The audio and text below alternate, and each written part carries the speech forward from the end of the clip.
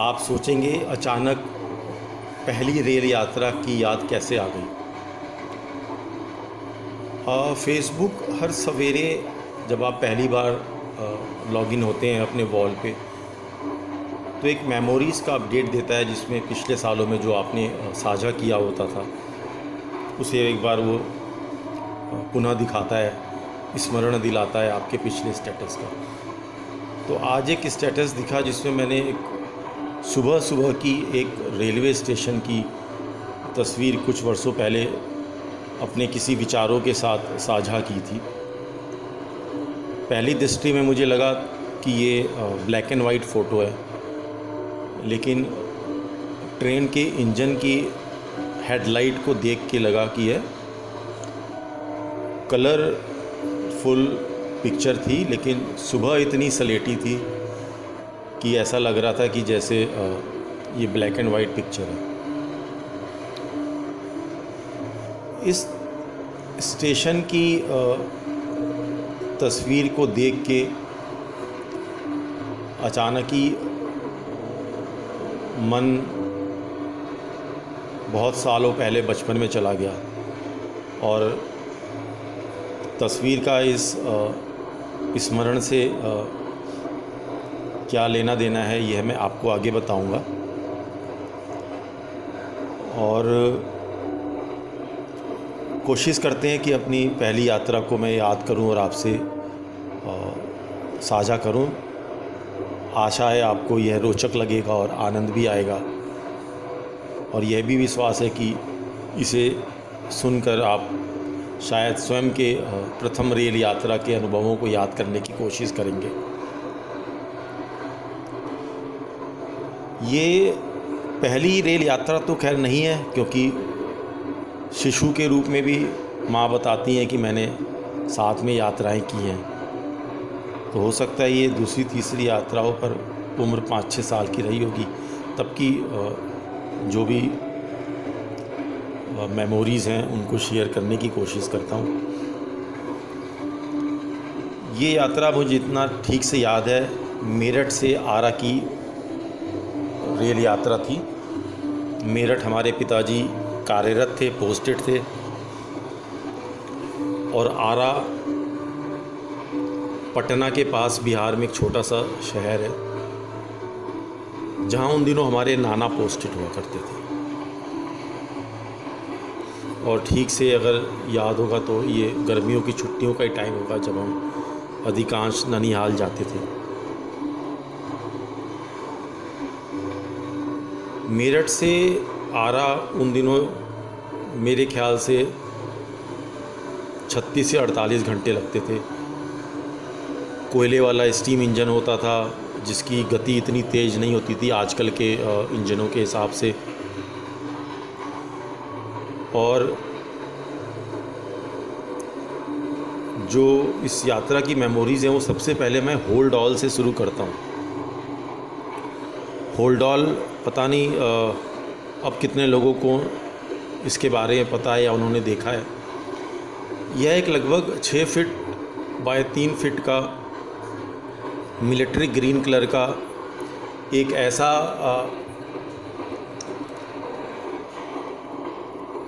कह लें जो कि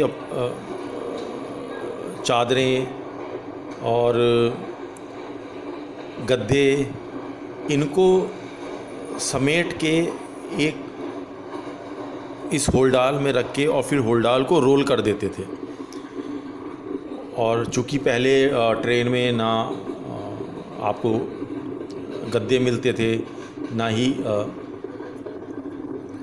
चादरें मिलती थी, और जो ट्रेन की बर्थ भी होती थी वो लकड़ी की होती थी, लकड़ी के पट्टों से बनी होती थी। तो आपको अगर आपकी यात्रा है और रात की उसमें जर्नी है तो आपको ओढ़ने के लिए, लेटने के लिए अपना सामान स्वयं ले जाना पड़ता था। तो इस होल्डाल में बड़े आराम से 2-4 लोगों के लिए चादरें, पतला गद्दा, तकिया, ये सब चीज़ें आ जाती थी। और अगर जगह बचती है तो मुझे याद है कि माँ पुराने अखबार के पन्नों में हमारे चप्पल जूते भी लपेट के उसमें डाल देती थी। होल्डाल जो लोग को इस नहीं देखा है वो गूगल पे सर्च करके देख सकते हैं। और मेरे ख्याल से अभी भी ये काफ़ी जगह मिलिट्री में होल्डाल का, आर्मी में होल्डाल का अभी भी उपयोग होता है। तो सर्वप्रथम शुरू करते हैं अपने स्टेशन से। स्टेशन को देख के ही मैं आश्चर्यचकित था, और हमें रिक्शे से उतरते देखती कूली दौड़ते हुए हमारे पास आए। फिर उनमें से किसी एक से मोल भाव किया गया और फिर उसने हमारा सामान उठाया। सबसे पहले उसने होल्डाल को अपने सिर पे रखा, एक हाथ में, एक बाह में उसने एक थैला लटकाया, दूसरे बाह से उस हाथ से उसने अटैची उठाई, और फिर वह हमारा जो ट्रेन थी उस प्लेटफॉर्म पे छोड़ गया। यानी कि अभी ट्रेन आई नहीं है या चली नहीं है तो वहाँ पे छोड़ देता था, और जब ट्रेन का समय होता था तो वो आके फिर अंदर हमें छोड़ जाता था।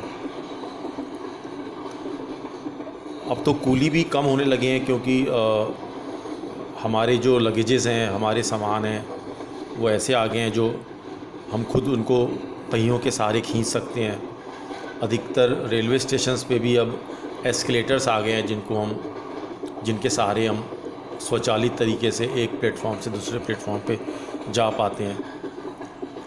मुझे लगता है आने वाले दिनों में धीरे धीरे शायद कूली भी या ये व्यवसाय ना रहे, या रहे भी तो जो व्यावसायिक सामानों को ढोने का काम है शायद वो करें। तो ट्रेन में बैठने के बाद खिड़की वाली सीट पर, जैसे हम सभी बच्चों का होता होगा, अभी भी होता होगा, कि उस सीट को हथियाने की एक कोशिश होती थी कि सबसे पहले पहुंच जाएं। भाई बहनों में होता था कि हम पहले बैठ जाएं या हमें वो मिल जाए। खिड़की की सीट हथियाने के बाद उस पे झांकते हुए, खेतों को भागते हुए देखना, अपने से दूर जाते हुए देखना, और पहले साथ में बिजली के खंभे होते थे जो अभी भी दिखते हैं, उनके तारों को भागते हुए देखना, खंभों को गिनना। इस तरह की गतिविधियों में हम बच्चे शामिल होते थे, हम भी होते थे। और कई बार हमें ये समझ नहीं आता था कि ट्रेन आगे जा रही है कि खेत पीछे भाग रहे हैं। कोयले का इंजन होता था, उससे एक अगर गाड़ी मुड़ती थी तो हम कई बार झांक के इंजन को भी देख लेते थे, दूसरे डिब्बे को जाता हुआ देखते, अपने साथ चलता हुआ देखते थे। कोयले का इंजन एक धुआं छोड़ता था काले से रंग का, और कई बार खिड़की के पास लगातार बैठने से कोयले के छोटे कण भी हमारे शरीर पे जम जाते थे या चेहरे पे जम जाते थे। और रेल यात्रा की, और बचपन की इस रेल यात्रा और उसके बाद की यात्रा का एक सबसे अच्छा अनुभव होता था माँ का बनाया हुआ रेल यात्रा के लिए विशेष भोजन। मुझे जितना याद है, मैंने जितने बार भी माँ के साथ यात्रा की है, तो उनका जो भोजन होता था वो हमेशा एक जैसा होता था। आटे की पूड़ी और उबले हुए आलू की एक विशेष प्रकार की सब्जी, साथ में घर का बना हुआ आम का अचार, कई बार हरी मिर्च भी रख लेते थे। और अब समझ में आता है कि शायद उस आलू की सब्ज़ी और पूड़ी का इस्तेमाल इसलिए होता था कि वो काफ़ी देर तक उनकी आयु हो जाती थी, जिससे कि वो कम से कम 2 बार खाए जा सकें। लेकिन उस रेल के भोजन में, माँ के बने हाथों के रेल के भोजन का जो स्वाद था वो अद्भुत होता था, और वो अभी तक याद है। इसके अलावा एक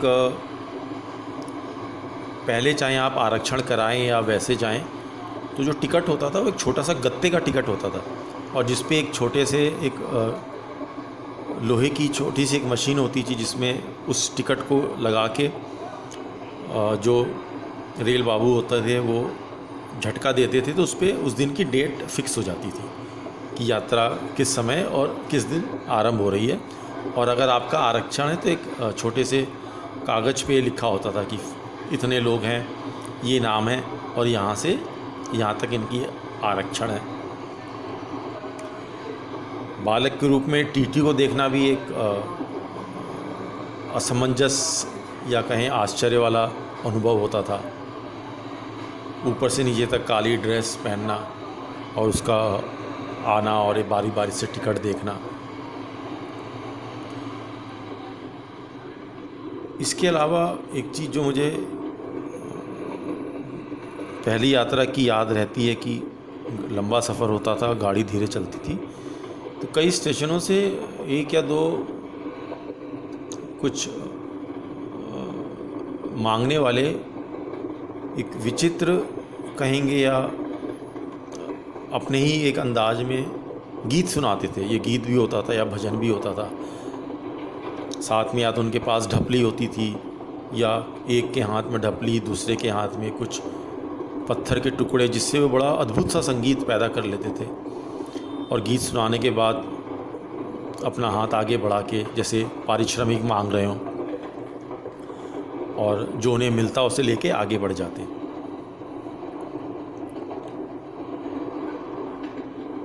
अब इस स्मरण को आपसे साझा करने का जो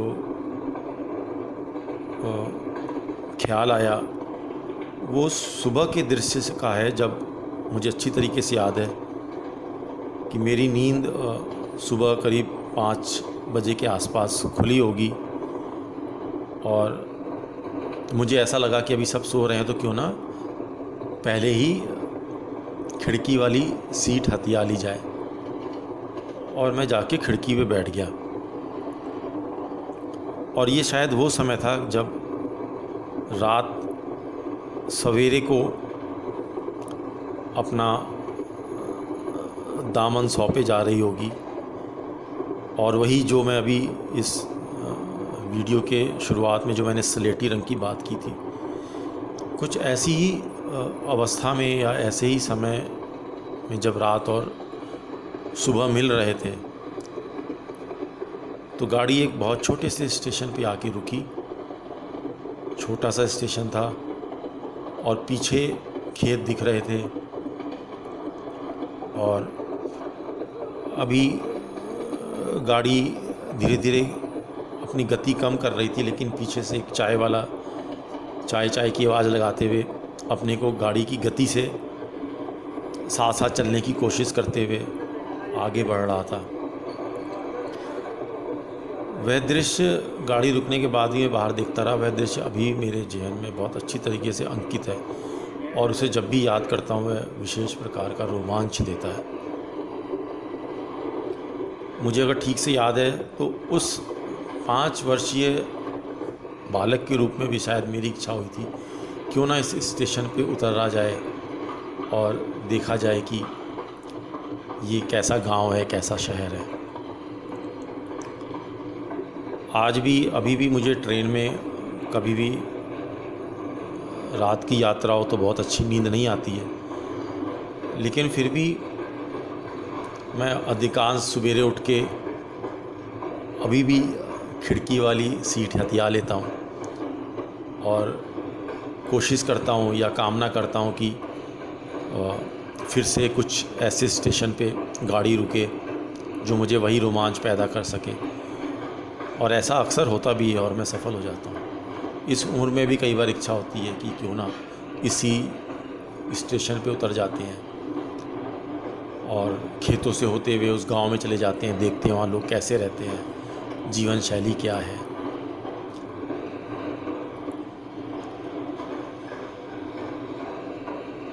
अब शायद हमारा गंतव्य आ रहा है। समय वही सवेरे का 5, सवा 5 हो रहा है। काठगोदाम आने वाला है। दिल्ली से काठगोदाम अधिकतर वो यात्री जाते हैं जो काठगोदाम से उतर के फिर वहाँ से टैक्सी करके नैनीताल की ओर प्रस्थान करते हैं। मेरे मित्र सभी साथ में जो हैं वो सो रहे हैं गहरी नींद में। उन्हें अब उठाना होगा क्योंकि अगले 10-15 मिनट में हम काठगोदाम रेलवे स्टेशन पहुँच जाएंगे।